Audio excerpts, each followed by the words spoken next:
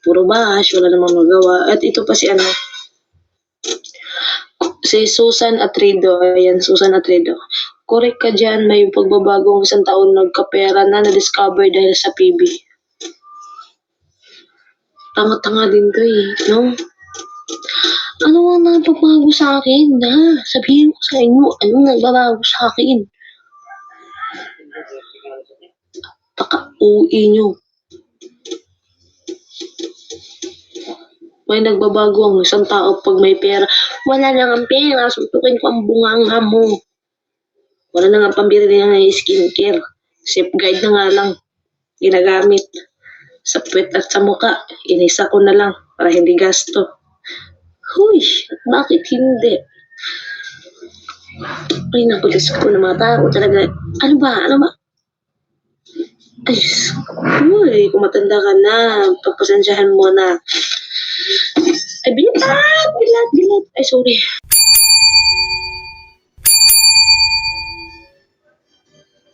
I-subscribe at make sure. So ayan mga kabayan ko, dito naman po ako. Kumusta po kayo? Welcome po kayo sa aking YouTube channel, Randy Channel.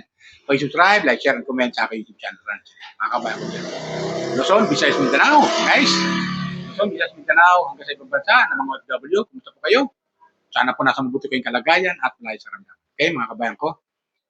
Pero bago ko mag-umpisa, shoutout muna sa mga hinahan natin charity vlogger katulad ni Krishna, Hugo Bihero, sa kanyang team, Kalinga Prab, Kiabal, Ate Nat Jack, viewers ni Senator Rapi Tulfo sa kanyang Rapi Tulfo in Action programa. Shout out kay Miss Ivana Alawi. Shout out sa mga viewers ni Miss Ivana Alawi. Shout out sa inyo. Okay, mga kabayan ko. Tuloy-tuloy nyo lang po panonood sa aking mga video upload. Suportahan nyo po ako sa aking YouTube channel, Randy Channel. Subscribe, like, share, and comment. Okay? At papasalamat ako sa mga bagong subscriber ko dyan. Salamat po sa inyo. At sa mag-subscribe pa sa akin, salamat po. Ngayon pa lang po, nagpapasalamat na ako. Go to, tayo, 20,000K, mga viewers ko. Malapit na po 20,000K ang aking subscriber. Maraming salamat. Suportan ninyo. Dahil po sa inyo, ay patuloy ko yung aking reaction sa video patungkol sa mga inangan natin sa akin. Okay? Tuloy lang nyo po, suporta sa akin. So, tuloy tayo. Ito ang aking comment, video, patungkol pa rin to kay Krishna. Yung topic natin kay Krishna pa rin, mga kabayan. Kasi nga, yung napanood ko sa kanyang live regarding doon sa mga comment na nababasa niya at ginawa niyang topic ito sa comment section, sa kanyang comment, sa kanyang live dahil nga itong mga taong nanonood sa kanya, hindi sumasang-ayon sa kanya, ay ay binanatan niya, yung sabihin, sinagot niya, yung sabihin, itong mga taong ito na hindi sang-ayon sa kanya, mga kabayan. Kasi ginagawang issue yung tattoo ni Krishna, mga kabayan. Ginagawang issue yung kanyang tattoo na kisyo, marumi daw siya, marumi yung balat niya, yun. Tapos, yung issue, ginagawang issue, panagkapera na yung isang tao, nakakalimutan na yung taong tumulong sa kanya. Pangalawang issue yun, mga kabayan. Tapos, yun nga, na masabi natin yung dalawang issue na yan. Tattoo at saka yung issue na panagkapera na raw ay nakakalimutan na yung taong tumulong sa kanya. Mga kabayan. So, yun ang ginagawang issue ng ilang mga bashers niya. Mga kabayan. Pero, sinasagot ko ni Krishna. Mga kabayan. Sinagot ko ni Krishna. Dito ka sa kanyang live. Sabi nga niya, oo, madumi yung balat ko. Pero yung ugali ko, hindi nagbabago. Magbabago yung balat ko dahil maraming tattoo, pero yung ugali ko, hindi magbabago. Mananatili yun. Tama naman siya si Krishna, mga kabayan ko. Diba? Tama naman siya, guys. Yung sinasabi niya. Tapos sabi niya, may nag-comment doon, pinakita sa atin, sa kanyang live, na yung ganon talaga ang tao, sabi ganon. Pag nagkapera na, ay nakakalimutan na yung tao tumulong sa kanya. Sabi ni Krishna, Ang sagot ni Krishna dyan, hindi niya nakakalimutan yung taong tumulong sa kanya. Nakatulad ni Pugong Biyahero. Katulad ni Sir Paul. Sabi niya, hindi niya nakakalimutan yun. Thankful nga siya eh. Thankful nga siya na ito paano na discover siya ni Pugong Biyahero. At hindi niya nakakalimutan yun. Sabi nga niya, ilang bis ba ako magpapasalamat? Para lang malaman yung mga guys, mga viewers, na yung aking sobrang pasasalamat, labis-labis at pasasalamat kay Sir Paul. Ano ba ang kailangan kong gawin para lang makontento lang kayo at huwag nyo na akong ibas? Parang ganon ang gusto mangyari. Eh. Nagpapasalamat nga siya eh.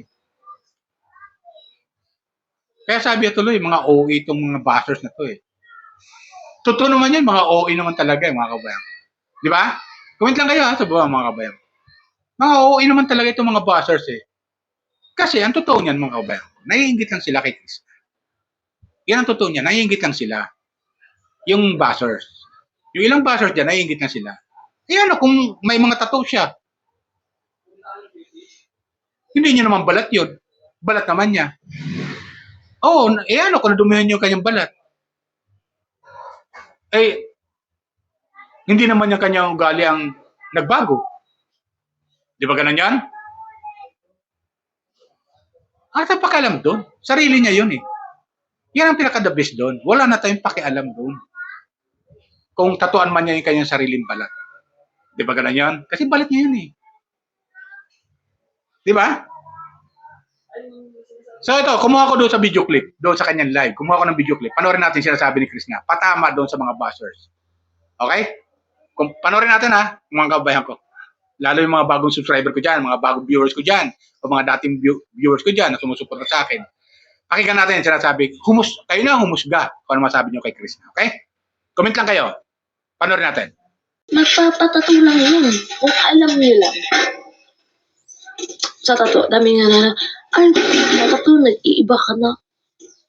Balat lang yung mabago, hindi yung ugali. Balat lang yung mabago, guys. Lagyan lang ng art yung balat mo, hindi yung ugali mo. Ha? Para alam mo. Hindi ba, ink lang ang papasok sa balat mo, hindi mag-iiba ang ugali. Grabe.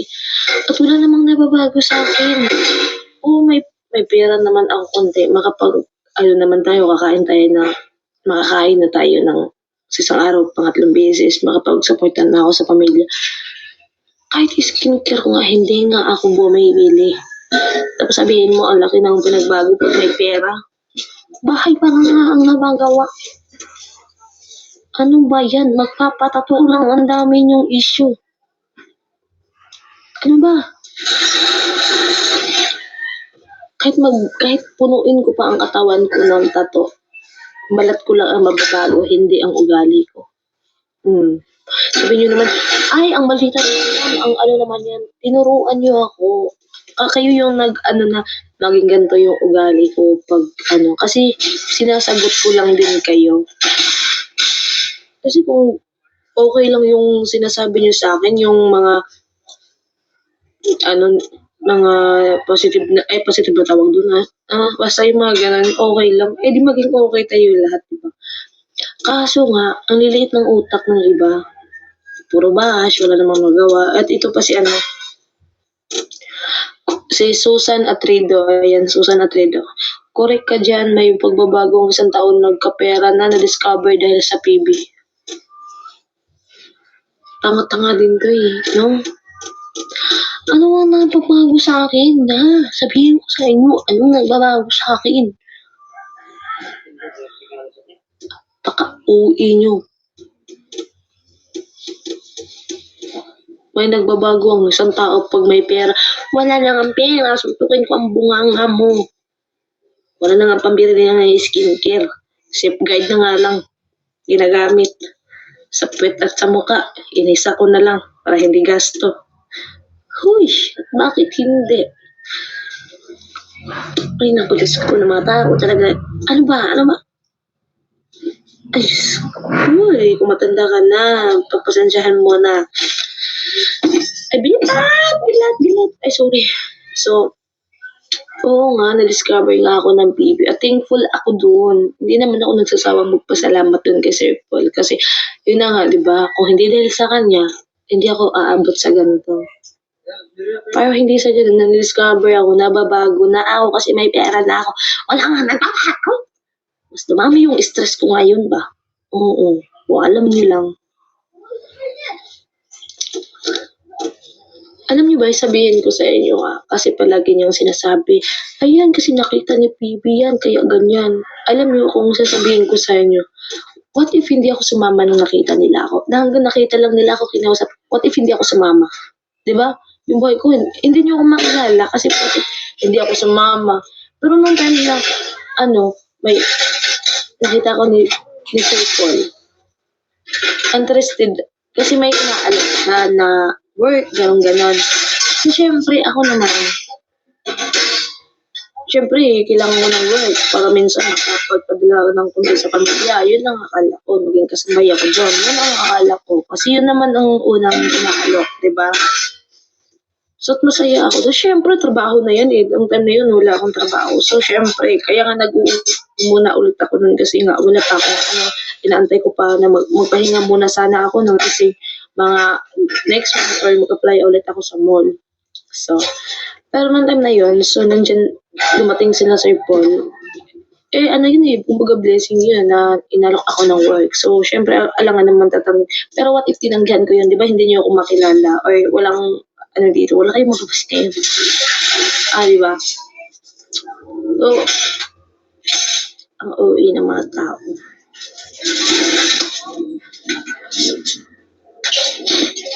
Magparato kayo kung gusto nyo, kung dyan kayo masaya, kung alam nyo lang.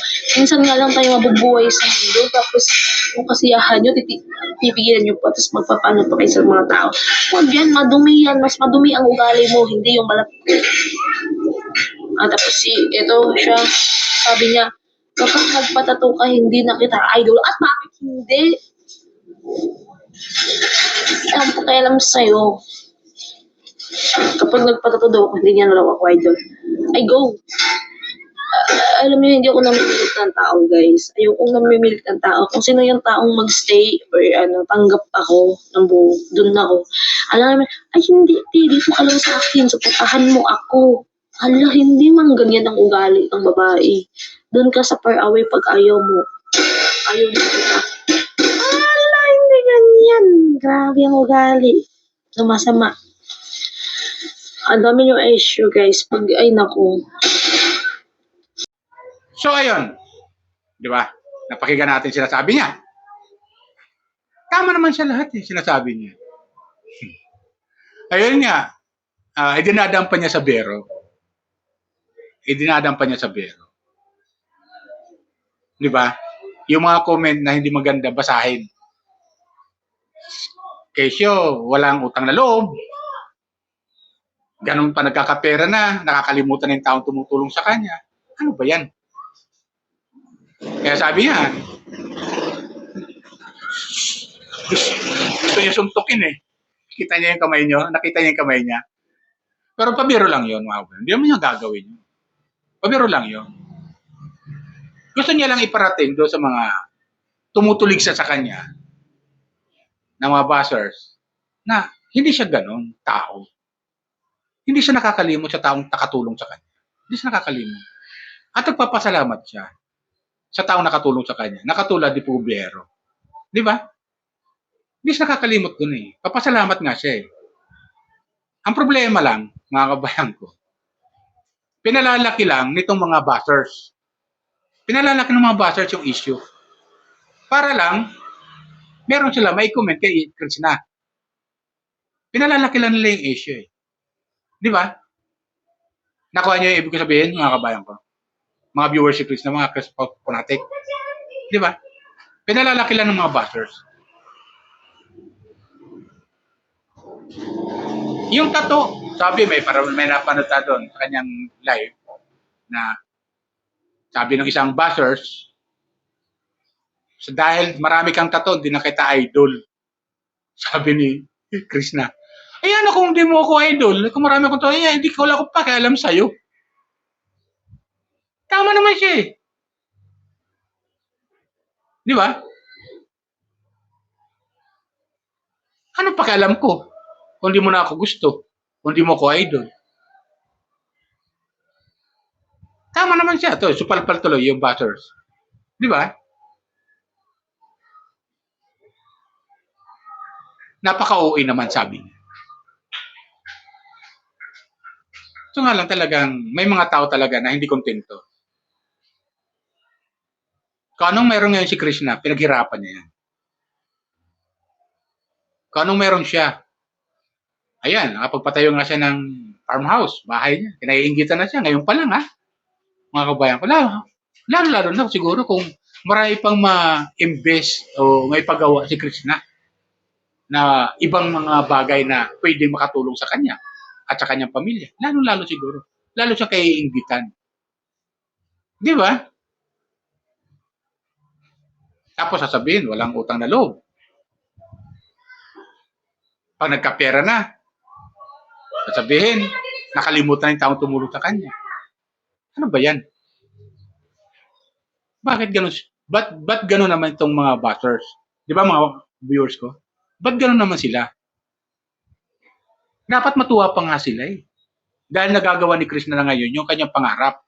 Unti-unti na natutupad yung kanyang pangarap. Para sa kanyang sarili at sa kanyang pamilya. O di ba? Sabi nga niya eh, kung di siya natagpuan ni Sir Paul, ang balak pala niya, mag-a-apply siya bilang church lady sa isang mall. Mag-a-apply siya. Kaso nga lang, natagpuan siya ni Sir Paul, kaya blessing sa kanya yun. Blessing sa kanya yun. Alang tanggihan pa niya Sir Paul. Inaalok siya ng trabaho. Trabaho naman ang offer sa kanya ni Sir Paul, di ba? Kinuha siya ni Sir Paul, inalok siya, kinausap siya at doon ka na sa bahay kung gusto mo. Total, dati ka naman nagkasambahay, di ba? Punta ka lang sa bahay, doon ka na lang. Ano magagawa mo doon? May sahod ka sa akin. Ganon. Yun ang advice ni Sir Paul sa kanya. Kaya sumama siya kasi trabaho ang offer sa kanya ni Sir Paul.